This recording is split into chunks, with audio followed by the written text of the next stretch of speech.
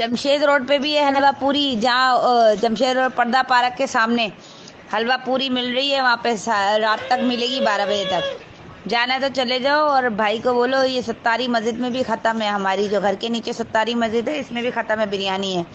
भाई को भेज दो।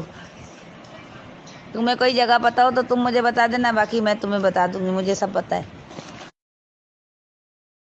छत वाले को भी मैसेज दे दो, कल रंगून वाला हॉल में सुबह 11 बजे नल्ली बिरयानी की नियाज है। 12 बजे ख़त्म हो जाएगी। उसके बाद जी इंटरनेशनल स्कूल जो नूर मेडिकल वाली गली के अंदर है, उस गली के अंदर 1 बजे नियाज है बिरयानी की, के वहाँ पे 1 बजे है।